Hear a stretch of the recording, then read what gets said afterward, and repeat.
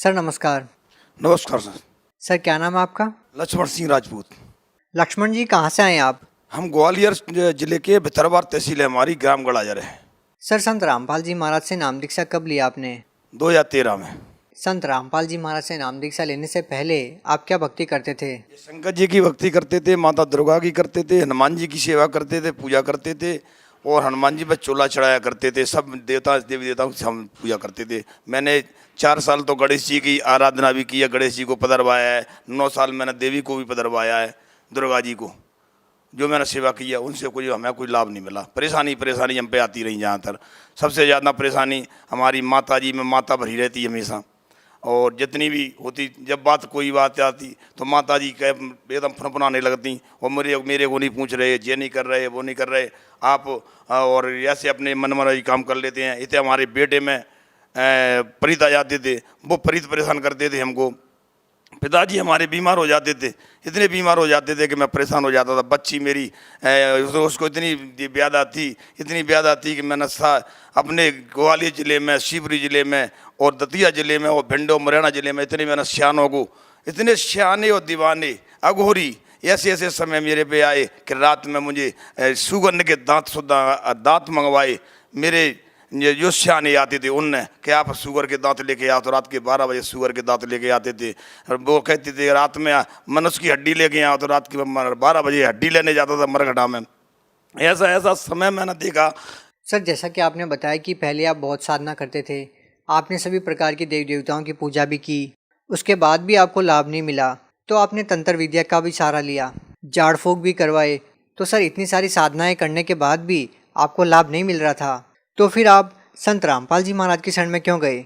जब मैं पूरी तंत्र विद्या से, जिस सियानों से, दीवानों से और देवी देवताओं से परेशान हो गया, बुरी तरह से मैं हताश हो गया। जब एक दिन बैठे थे ऐसे ही, तो मेरे दोस्त था राजेश दास, तो वो राजेश पवैया, तो उसने कहा कि भाई तू परेशान है तो जब वहाँ एक संत रामपाल जी महाराज है हरियाणा में, वहाँ नामदान ले। मैंने कि कौन से संत रामपाल जी, कैसे संत रामपाल जी, क्या है संत रामपाल जी, क्या मेरी परेशानियों कर लेंगे?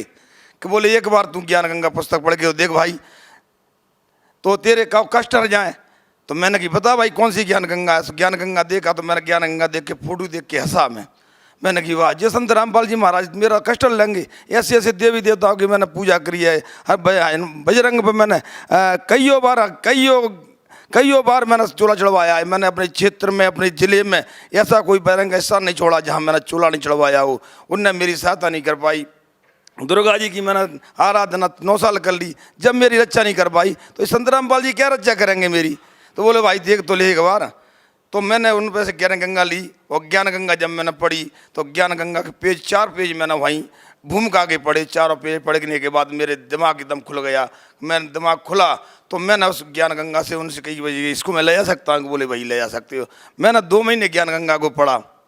जब उसमें मेरी समझ में आया, जब मैं संत रामपाल जी महाराज के यहाँ गया और वहाँ से नाम दीक्षा मैंने 2013 में प्रकट दिवस के दिन ली।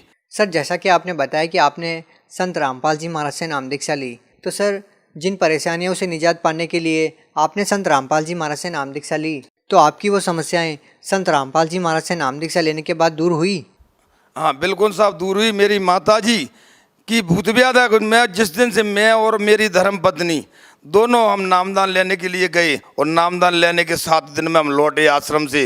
वो आश्रम से लौट कर आए तो वहाँ आने के बाद जब हमने पूजा स्टार्ट अपनी की घर में, उस दिन से आज तक मेरी माता जी को कोई देवी देवता नहीं आए। न बेटे में प्रीत भरे, न मेरे पिताजी बीमार हुए, न मेरी बेटी बीमार हुई। आज तक मेरा पूरा परिवार, माताजी, पिताजी, मेरी पत्नी, मेरे बच्चे, बहू, नातनी, सारे के सारे नामदानी और सब सतनामी है मेरे घर में। इसी तरह मैंने दुनिया में घूम लिया। अपने 5-6 जिले मेरे आसपास, ग्वालियर, दतिया, भिंड, मुरैना, शिवपुरी, इन जिलों में जितने भी अघोरी सियाने थे, जितने भी सिद्ध स्थान थे, मैंने वहाँ जा के सबको देख लिया। सब पे पान बतासे सुपारी चढ़ाता था। हर सोमवार को मैंने 7 बार होते हैं, 7 बार में सोमवार को भोले बाबा बजाता था, सिद्धों पर जाता था और मंगलवार को हनुमान जी बजाता था और बुधवार खाली रहता, गुरुवार को पठान बजाता था, शुक्रवार को माता बजाता था, शनिवार को फिर हनुमान जी बजाता था। ऐसे मैंने सारे देवताओं की और सारे भूत प्रेतों की इतनी पूजा की कि ट्रकों बांधे नारियल मैंने फोड़े, ट्रकों बांधे अगरबत्ती के फोड़ा मैंने जलाए, फिर भी मुझे आए मतलब जो लोक रीति में जितनी मैंने पूजा की थी उनसे मुझे कोई फायदा नहीं मिला। और जितने भी हमारे पंडित जी थे, जो हमारे मेरे यार दोस्त थे, उनने भी मेरे को बहुत कहीं गया जी ले गए थे प्रीत नभावे, कहीं हरिद्वार ले गए प्रीतों को नभाने के लिए, उनसे मुझे कोई लाभ नहीं मिला। कहीं मेरा बेटा बीमार, कहीं मेरी बेटी बीमार, कहीं मेरी माता बीमार, कहीं मेरा पिता बीमार। इतनी परेशानी थी, इतनी परेशानी कि इतनी परेशानी परमात्मा किसी को न दे, मेरे दुश्मन को भी न दे। बंदी छोड़ सतगुरु रामपाल जी महाराज की दया से आज मेरा परिवार पूरा अच्छी तरह से चल रहा है। आज मेरे बेटे नौकरी से लग गए, परमात्मा की दया से। बड़ा बेटा मास्टर है, छोटा बेटा बहन बैंक में है, तीसरा बेटा डिग्री कर रहा है, और मेरी बेटियों की शादी होगी संत रामपाल जी की कृपा से। ऐसी शादी वही कि शादी मेरी ये एरिया में अभी तक शादी नहीं हुई, ऐसी शादी भी मेरी उस बेटी की संत रामपाल जी महाराज के आशीर्वाद से आज मेरी स्थिति पहले तो इतनी नाजुक थी कि मैं दीपावली पर 100 रुपये की पूजा नहीं कर पाता था। आज परमात्मा की दया, संत रामपाल जी महाराज की दया से आज लाखों रुपए घर में पड़े हैं। और संत रामपाल जी महाराज की ऐसी कृपा है कि इस समय जो मैं सोचता हूँ वो सवेरे मेरा काम हो जाता है। जहाँ मैं जाता हूँ वहाँ आदमी मुझे खड़े मिलता है, आज मुझे फलाने से मिलना है, फलाने से बात करना, तो फलाना आदमी वहाँ खड़ा मिलता है, घर पर जाकर तैयार मिलता है कि भाई मैं तेरी याद कर रहा था, तू आ रहा था।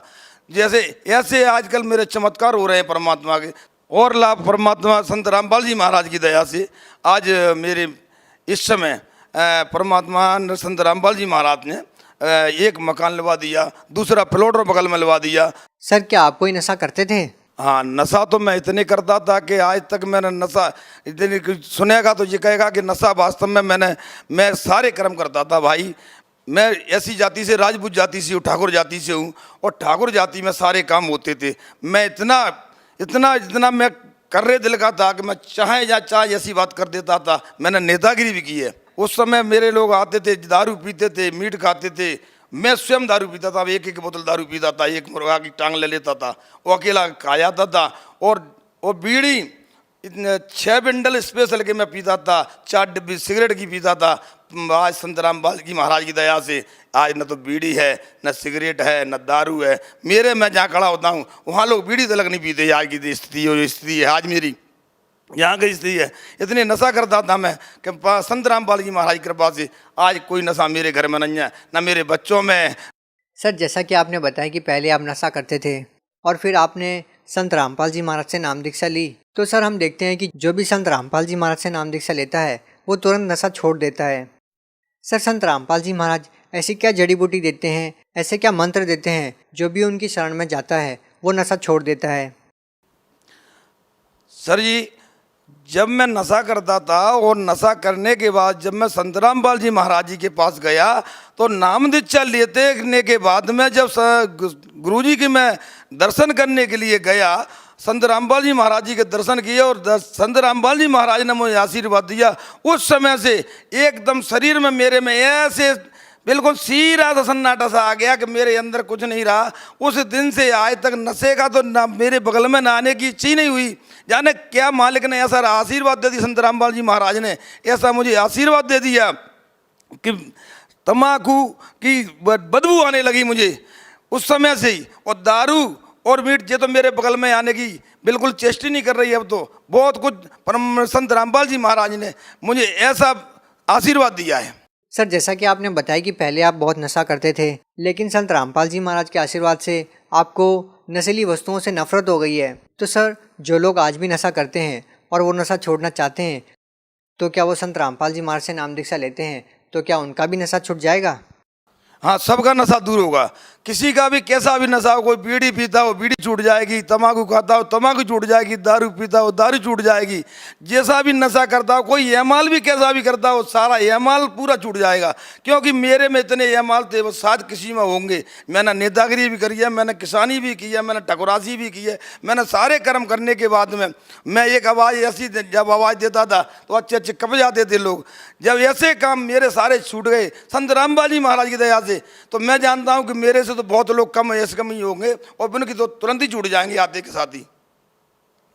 सर आप भगत समाज को क्या संदेश देना चाहते हैं? भगत समाज को मैं संदेश क्या देता हूँ, मैं उनसे प्रार्थना कर सकता हूँ, मैं अपने भाइयों से बहनों से, कि ऐसी भक्ति और ऐसी सच्ची भक्ति, ऐसी सबसे बड़ी बात तो ये है कि ये ऐसा ज्ञान किसी के यहाँ नहीं है। जहाँ मैंने बहुत से गुरुओं के पास जाके देखा है, बहुत से पंडितों से मेरा संपर्क हुआ है। मेरे दरबार में 24-32 शास्त्री हैं, 32 शास्त्रियों के मैंने आमू सामू सत्संग करके देख लिया। कोई भी शास्त्री ऐसा नहीं है कि सामू टिक जाए। हमारे दरबार में एक शास्त्री था, डॉक्टर श्याम सुंदर पारासर जी।